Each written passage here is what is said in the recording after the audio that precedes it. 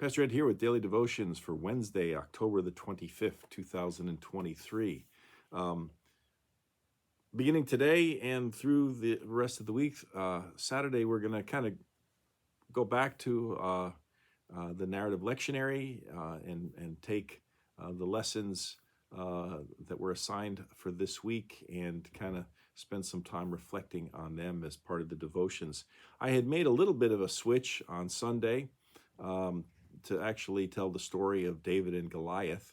The reading, though, that was assigned really had to do with,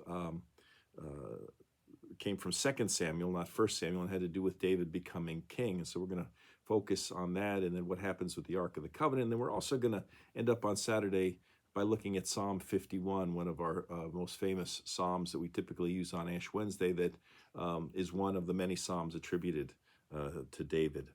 But first, let me read what was the first part of the narrative lectionary reading, 2 Samuel 5, verses 1 through 5. And then all the tribes of Israel came to David at Hebron and said, "Look, we are your bone and flesh. For some time while Saul was king over us, it was you who led out Israel and brought it in. The Lord said to you, it is you who shall be shepherd of my people Israel, you who shall be ruler over Israel." And so all the elders of Israel came to the king at Hebron, and King David made a covenant with them at Hebron before the Lord, and they anointed David king over Israel.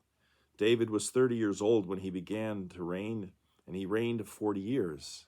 At Hebron, he reigned over Judah 7 years and 6 months, and at Jerusalem he reigned over all Israel and Judah 33 years. Not the most interesting reading, I would argue, which is one of the reasons why I chose to focus and preach on the more interesting story of David and Goliath. But this much I will say, it sounds like a fairly innocuous, peaceful, how would you describe it? It's just sort of normal, oh yeah, you're our king, and we came together and we anointed him king, and kind of cut and dried.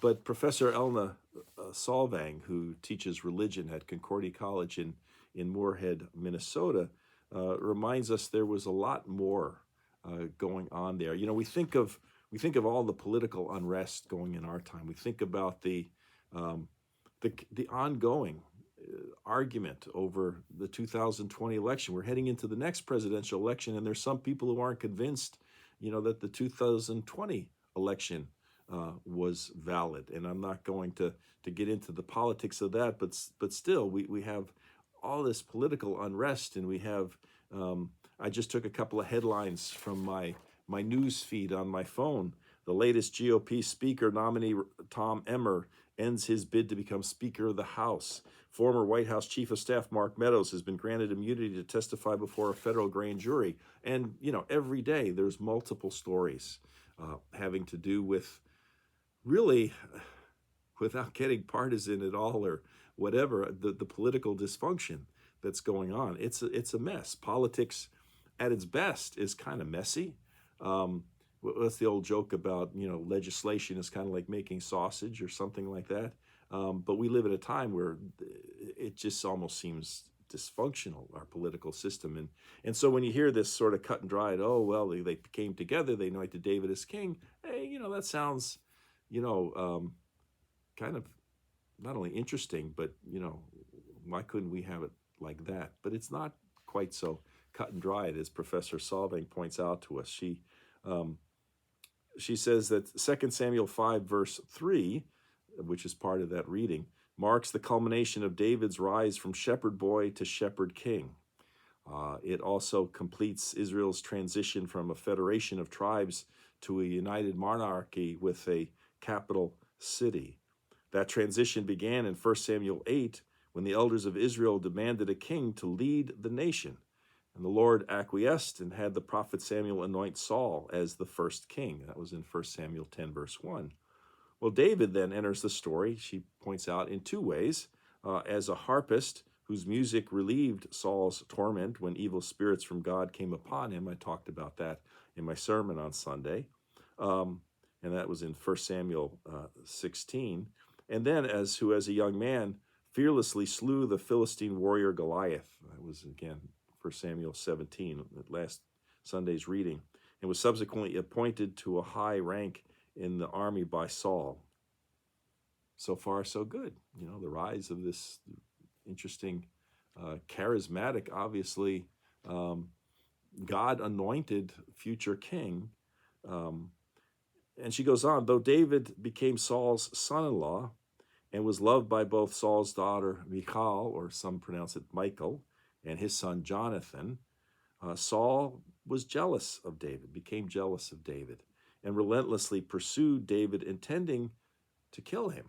Now, there's all of that. That never comes up in our readings on Sunday morning, does it?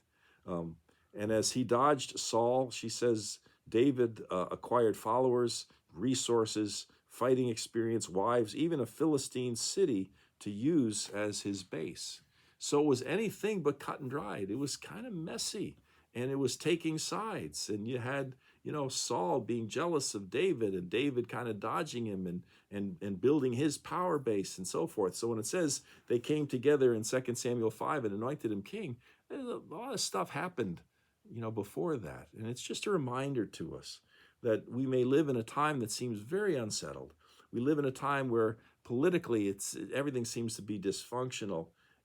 And yet, I don't know whether it's good or bad, but at least we have to admit that it has always been that way with human beings and political systems, no matter what they're like, even in the case of Israel,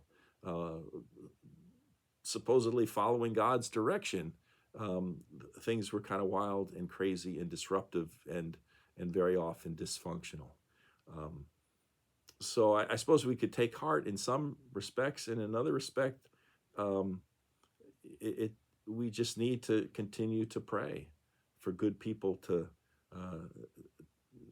stand up and for good decisions to be made, to pray that God would guide us through all of the problems and dysfunctions that we, and every time before us, and sadly to say, every time after us as well, the waters will be murky, the problems will be there, the dysfunctions will be there, and we cling to the hope and to the promise that ultimately God is in control, and will be delivered from all of this. And in the meantime, we pray for God's help and guidance and strength and endurance. So when you read the headlines today, and if you're distressed, just remember, it wasn't so great in King David's day either. So we'll continue with that thought tomorrow. Hope you have a great day. Talk to you then. Bye.